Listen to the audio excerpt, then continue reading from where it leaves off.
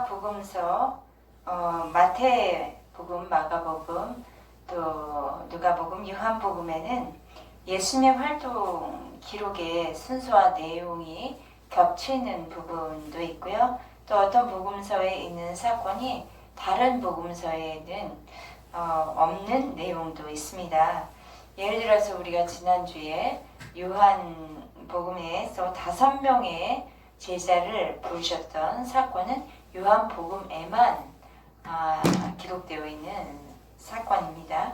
오늘은 우리가 마가복음을 읽었는데 우리가 읽은 이 본문 마가복음에서는 예수님은 요한에게 세례를 받으신 후에 광야에서 40일을 계셨고 거기서 사탄에게 시험을 받으신 내용이 있습니다.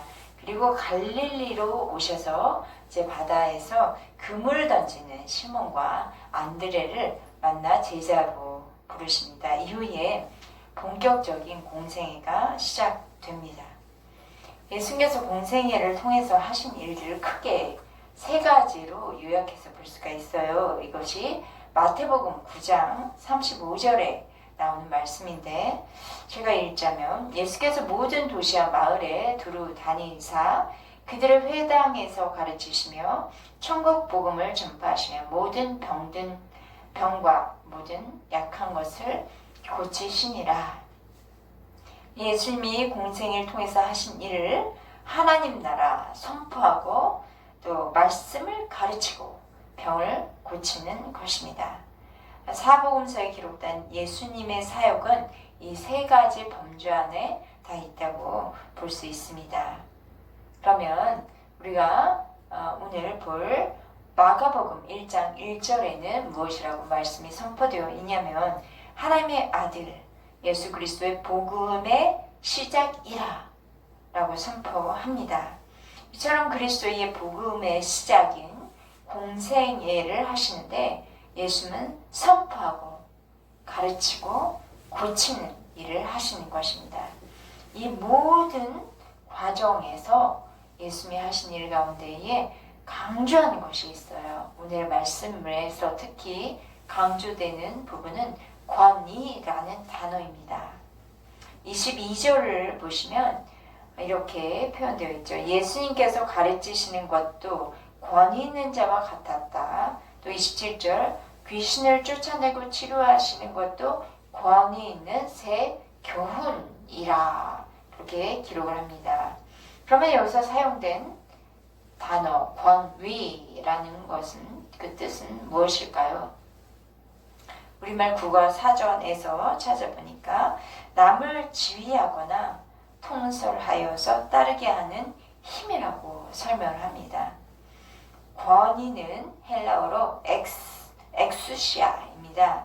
이 엑수시아는 어떤 일을 할 수 있는 능력이나 권리를 뜻합니다. 이 엑수시아는 어떤 일을 할 수 있는 힘과 능력으로 영향력을 발휘할 수 있는 상태입니다. 엑수시아는 권능과 능력을 포함하는 단어라고 할 수 있습니다.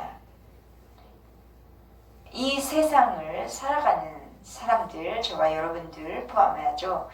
권능과 능력을 필요로 합니다. 아무런 힘이 없으면 살아가기가 어렵죠. 뭐 어떤 건강이라든지 아니면 정신력이라든지 그런 모든 것이 능력이 있을 때 살아가지 아무런 것이 없다 살 수가 없죠. 사람들 보통 일반 세상 사람들은 어디에서 권능과 능력을 얻으려고 합니까? 우리가 세상에서 뭐 학교에서나 직장에서나 사회에서 살아갈 때에 세상 사람들은 다 어디론가부터 본인에게 없는 그 능력과 그 권능을 받으려고 해요. 그걸 소유하고 싶어 해요. 그러면 우리 그리스도인들은 그 권능과 능력을 어디로부터 받는지, 권능과 능력은 어디로부터 오는지 생각할 수 있겠습니다. 오늘의 본문에 나타나는 예수님의 그 사역을 보면서 우리들의 삶 가운데에 역사하시는 예수님의 권능과 능력인 그 권위를 경험하는 저와 여러분 되기를 축복합니다. 첫 번째입니다. 예수님은 권위 있게 가르치십니다. 21절 같이 읽겠습니다. 시작. 그들이 가버나움에 들어가니라. 예수께서 곧 안식일에 회당에 들어가 가르치시매. 마가복음의 저자 마가는 예수님의 첫 사역에 대해서 예수님이 가버나움에 들어가셔서 안식일에 회당에서 가르치셨다고 기록하고 있습니다. 가버나움이란 나훔의 동네라는 뜻이에요. 나훔이란 건 쉼이라는 뜻을 가지고 있고, 또 나훔의 가버나움은 그러니까 쉼의 동네라고도 뜻할 수 있겠죠. 가버나움은 이 제자들이 부름받은 갈릴리 호수 그곳에서 그리 멀지 않은 갈릴리의 북동쪽에 위치하고 있는 작은 동네입니다. 이 가버나움은 이스라엘의 북쪽에 있는 이스라엘 북쪽 편에 시리아의 수도인 다메섹이 있는데 그 도시와 연결되어 있는 교통의 요지라고도 볼 수 있어요. 그러니까 작지만 매우 중요한 동네예요. 그리고 가버나움에는 또 세관이 있어요. 그러니 군사적으로나 경제적으로나 아주 중요한 곳이었죠. 예수님께서 현재 이 가버나움에 있는 회당에서 가르치시는데 그 가르치실 때 그 말씀을 듣는 사람들의 반응이 어떠한지 볼까요? 22절 한번 읽어보겠습니다. 시작. 무사람이 그의 교훈에 논라니 이는 그가 가르치시는 것이 권위 있는 자와 같고 서기관들과 같지 아니함일러라. 예수님께서 회당에서 말씀을 가르치는데 말씀을 듣는 사람들은 말씀을 듣고 놀랐어요. 여기서 놀랐다는 말은 넋을 잃은 만큼 감동받았다는 뜻입니다. 예수님께서 가르치신 교훈을 들을 때에 그곳에 앉아있던 사람들은 이제까지는 경험하지 못한 어떤 새로운 바람이 분 거예요. 새로운 감동을 마음에 받은 것이에요. 예수님의 교훈은 이렇게 사람들의 마음을 놀라게 하고 또 가슴에 불을 붙이고 뜨겁게 하고 또 산소망을 줍니다. 또 자신이 지루하고 나태한 변함이 없는 그런 삶에서 뭔가 새로운 변화될 그런 기대, 존재의 변화, 그런 기대함을 갖게 해줍니다. 예수님의 교훈이 적힌 성경 말씀은 바로 우리에게 주시는 하나님의 말씀입니다. 우리가 하나님의 말씀인 성경을 묵상하기도 하고 또 말씀을 가르치기도 하고 또 예배 시간에 이 설교 말씀을 들을 때에 우리도 말씀을 그냥 무덤덤하고 무딘 마음으로 듣는 것이 아니라 감동을 받아야겠습니다. 말씀으로 마음에 감동이 오면 그 말씀이 내 안에 능력으로 살아 역사하여서 그 말씀의 능력이 새 힘을 얻게 하고 또 우리의 삶 전반적인 모든 것에서 이기게 하는 믿음을 주십니다. 22절 보시면 예수님의 말씀을 들은 유대인들의 고백은 권위 있는 자와 같았다 라고 합니다. 예수님의 말씀 듣고 있던 유대인들은 예수님의 말씀에서 권위를 경험했는데 그 권위라는 것이 특별한 어떤 권위를 느낀 것이에요. 그것에 대해서 마태복음 28장 18절 말씀을 하는 바를 보면 예수님은 친히 하나님 아버지께서 주신 하늘과 땅의 모든 권세를 가지신 분이시죠. 세상의 모든 것의 권세를 받으신 예수님께서 말씀을 가르치고 선포하실 때 말씀 듣는 사람에게는 그 말씀을 따를 수 있게 하는 순종할 수 있는 그 힘이 주어지는 거예요.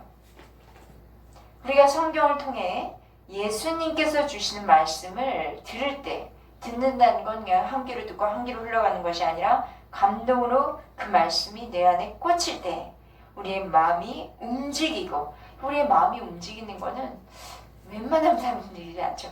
그냥 막 머리로는 돌릴 수 있지만 그 머리에 있는 그 말씀이 내 마음의 감동으로 와서 내 마음까지 끌고 가고 우리의 삶을 변화시키는 것은 바로 그 말씀이 감동으로 역사할 텐데, 그 말씀대로 살아가고자 하는 뜨거운 소원과 열정을 갖게 주기 때문입니다.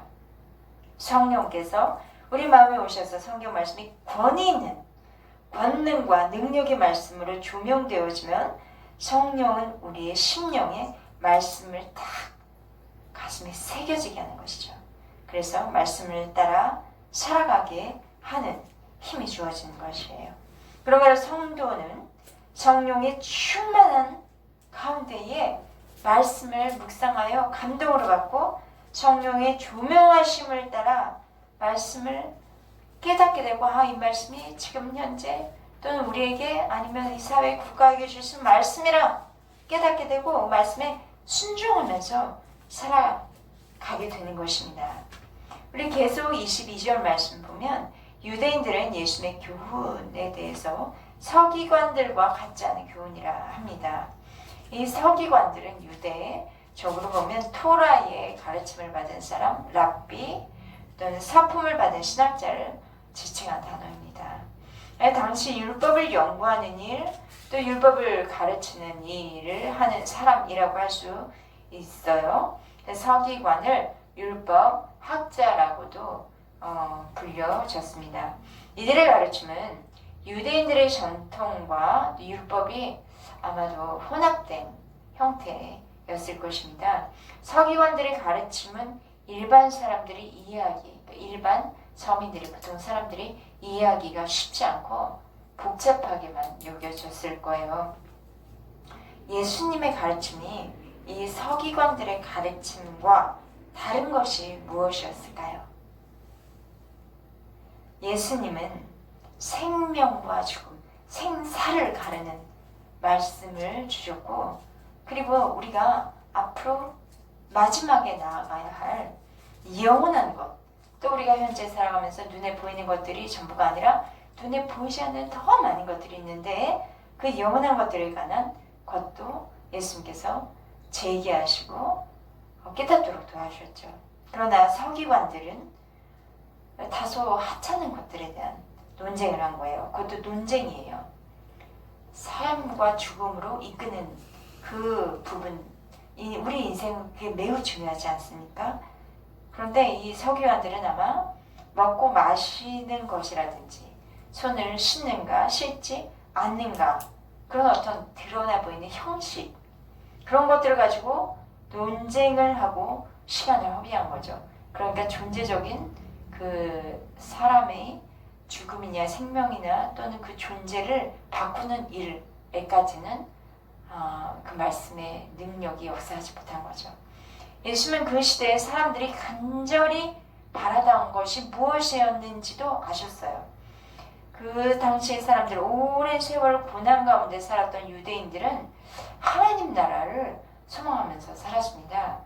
물론 눈에 보이는 현상으로서의 하나님 나라라는 그 유대 사상에는 조금 한계가 있기는 했지만, 예수님은 그것을 유대인들에게 주시려고 진짜 너희에게 주고자 하는 그 하나님의 나라가 어떤 것인지를 가르쳐 주시면서 하나님의 나라에 대한 소망을 주신 거예요.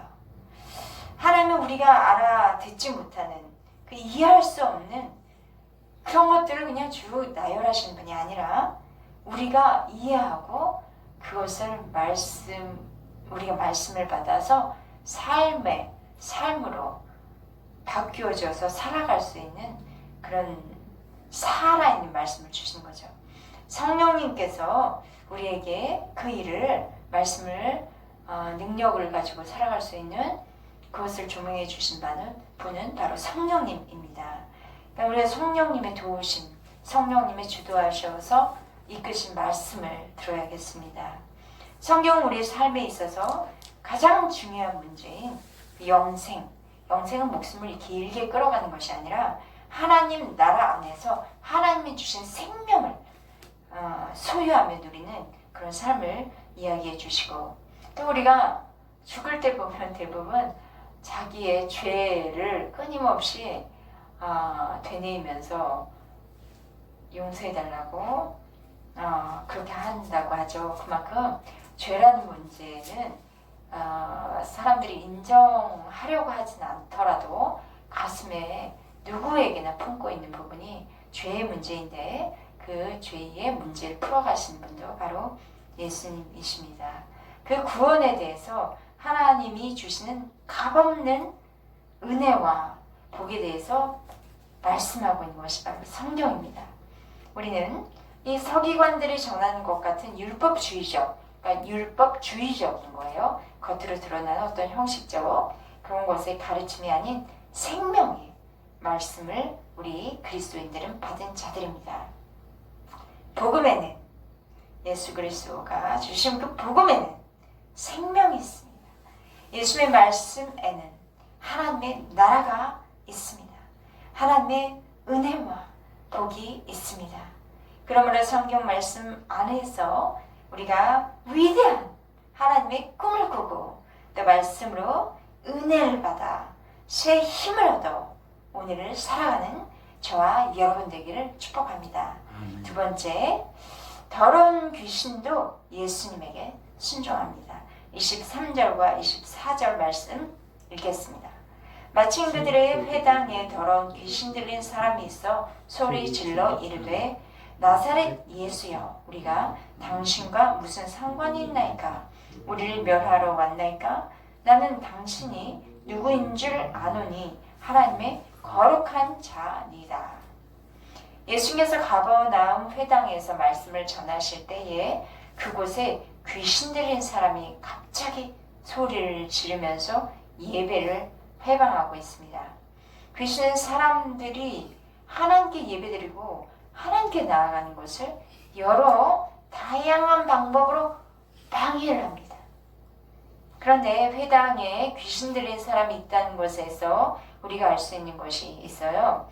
귀신은 우리의 삶의 영역 어디에서나 등장해서 우리와 하나님의 관계를 방해하고 또 우리를 절망하게 할 수 있다는 거예요.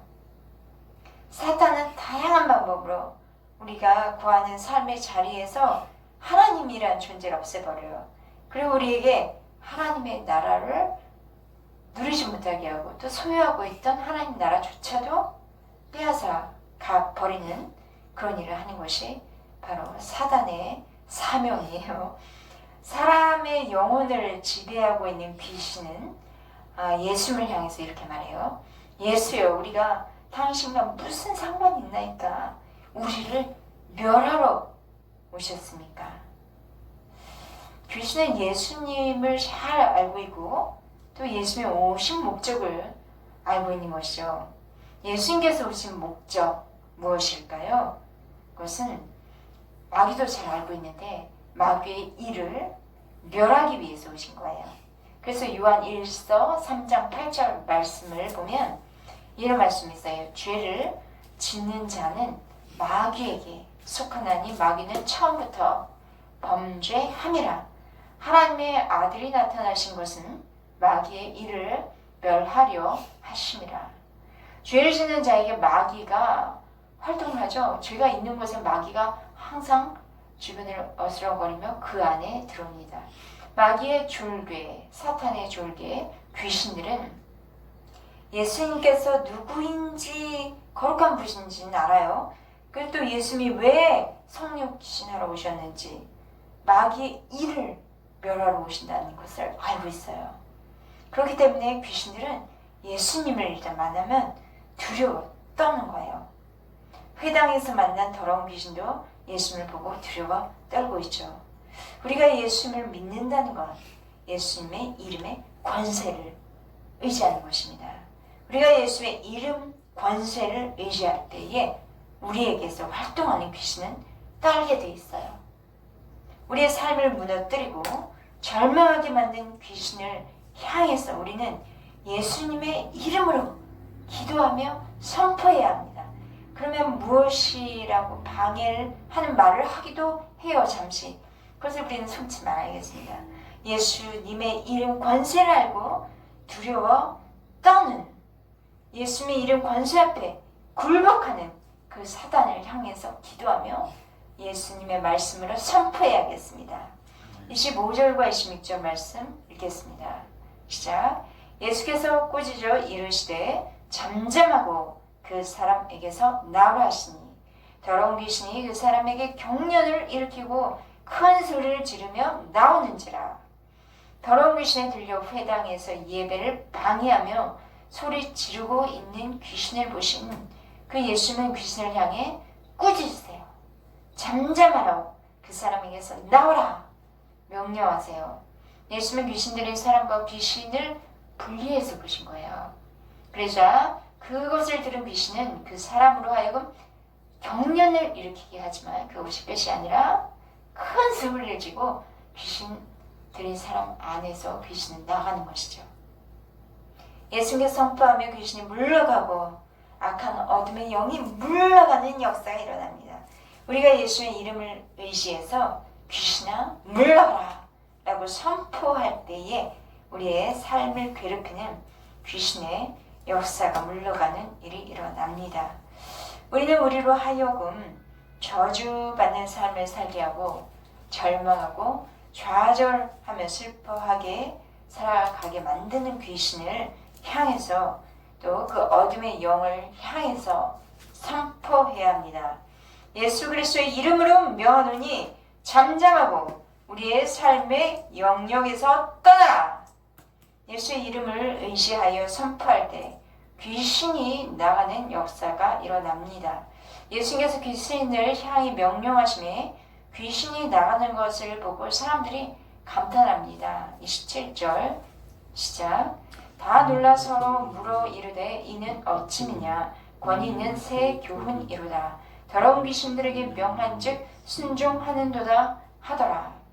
지금까지 명령을 하면 귀신이 나간 것을 본 적이 없던 그 유대인들은 예수님의 말씀 한마디에 귀신이 나가는 것을 보고 놀라지 않을 수가 없었던 것이에요. 그들은 그 순식간에 예수님을 향해서 말하죠. 고백하죠. 권위 있는 새 교훈이라.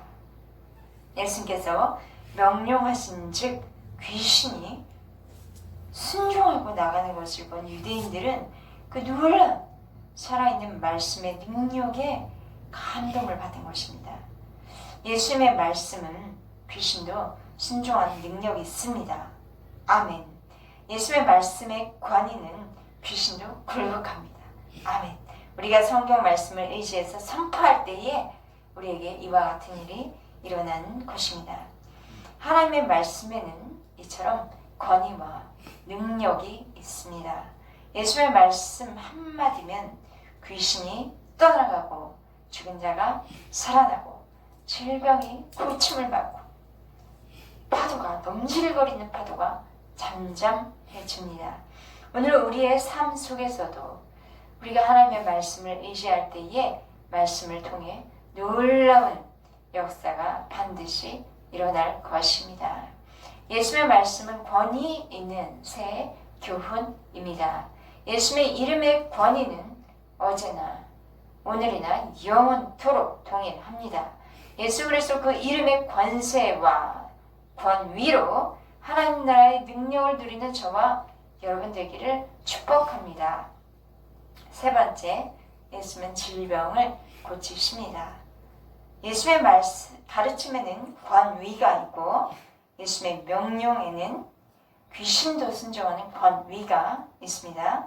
또 예수님의 말씀에는 병을 고치는 권위와 능력이 있습니다. 28절부터 30절입니다. 읽겠습니다. 시작. 예수의 소문이 곧 온 갈릴리 사방에 퍼지더라. 회당에서 나와 곧 야고보와 요한과 함께 시몬과 안드레의 집에 들어가시니 시몬의 장모가 열병으로 누워있는지라. 사람들이 곧 그 여자에 대하여 예수께 여짜온대. 예수님께서 안식일에 회당에서 가르치셨고 또 더러운 귀신을 쫓아내십니다. 그러자 예수님에 대한 소문이 갈릴리 전역에 퍼진 거예요. 이어서 회당에서 나오신 예수님께서는 제자 야고보와 요한과 함께 또 시몬과 안드레의 집으로 들어가십니다. 그런데 시몬의 장모가 열병으로 이렇게 누워있는 거예요.